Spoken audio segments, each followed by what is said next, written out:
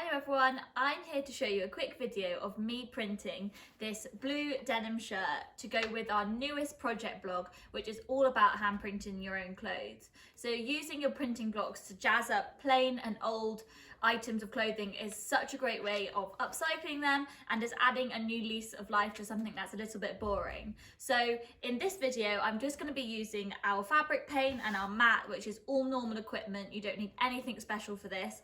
I've also got a small selection of different size foam mats. Now these are good for sliding in the arms and down the legs of trousers and things, but if you don't have smaller foam mats, you can always just use a piece of card or something. You just want something to slip in between the two layers so that the paint doesn't go through and ruin your other side before you've managed to print it. So I'm gonna get my table set up and we'll be ready to start printing. So first you want to choose the right paint and colour for printing. So I've tested the midnight blue on the corner of my shirt to see if it shows up. It's quite subtle, but that's how I want it to be. I want it to blend in with the shirt. This midnight blue paint is actually recommended for light fabrics, but after testing it, it does show up enough that I can use this colour on my shirt.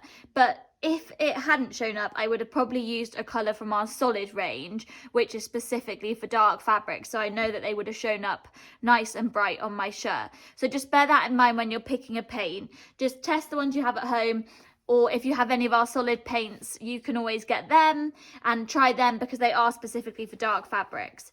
But when you want to test a colour, you can either test it just somewhere like where you're not going to see it, or what we quite often do is test just inside the collar. So you could just use a little printing block and just have a test of the colour on there, because it's not going to be seen when you wear it. So, and I can see that shows up nicely. It's very subtle on here, so I hope you can see it, but that's come out well. Or you can even try just like on the insides of pockets and things, just in places so you get an idea of how the paint's going to look on the fabric, but you don't need to, you know, ruin a big section by printing a big block with the wrong colour. So just have a go and test it in subtle places. So I'm very happy with that. And then when you start printing, just make sure you've tested your block, make sure they're all printing well. And then I tend to iron it, and I start with the bigger pieces of fabric first and then come back and do the more fiddly bits like the arms.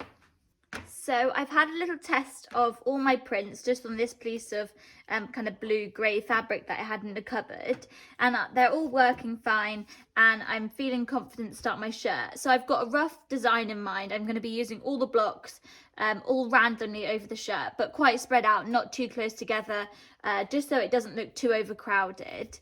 And I am using our new sponge dabbers, which are great for a project like this because they keep your fingers clean as you're just holding the stick, especially when I'm touching the shirt a lot and stuff to move it around. It's really great to have these. So I'm going to start with the biggest panel, which is the back of the shirt. That's the easiest place to start.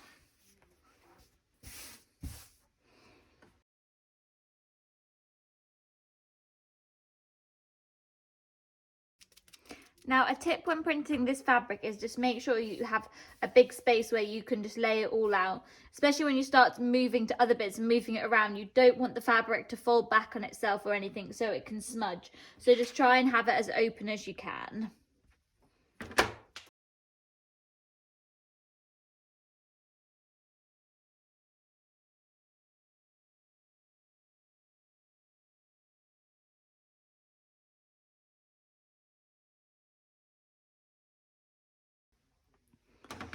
So the reason I picked this shirt to print was that on a workshop the other week, I got green paint on it. So it's got some splodges all over it. So I thought I could block print over the top of it, and that would be the perfect cover up, and then it would leave me with a gorgeous block printed shirt to wear.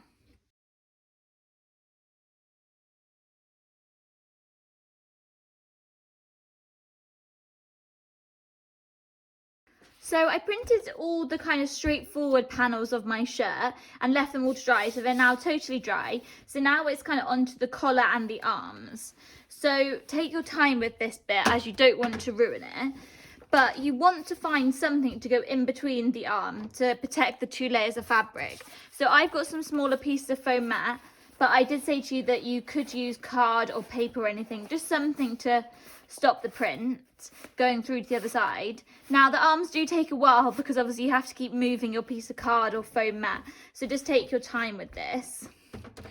Now just remember, I'm printing my shirt with a fabric paint. Now it's just our normal fabric paint that we'd use to print tea towels and cushion covers and things with. It is totally permanent.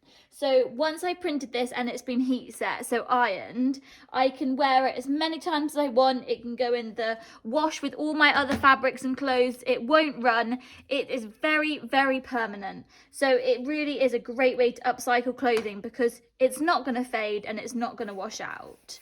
But just make sure when you are printing textiles, you always remember to use a fabric paint that you know is going to work and it's going to stay on.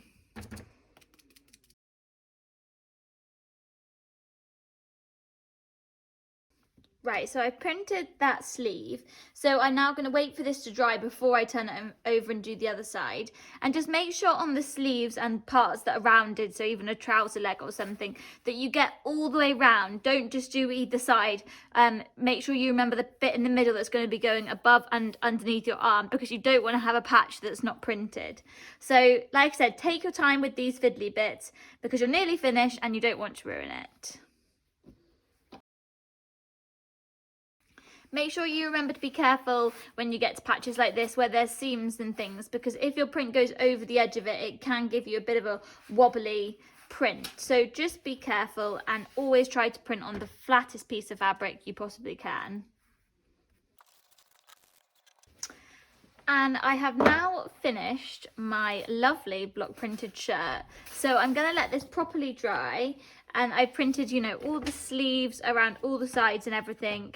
I might do a couple of prints on the cuffs, which would be quite nice. But I'm going to leave this to dry, so it's totally dry, give it an iron, and then I will show you how it looks.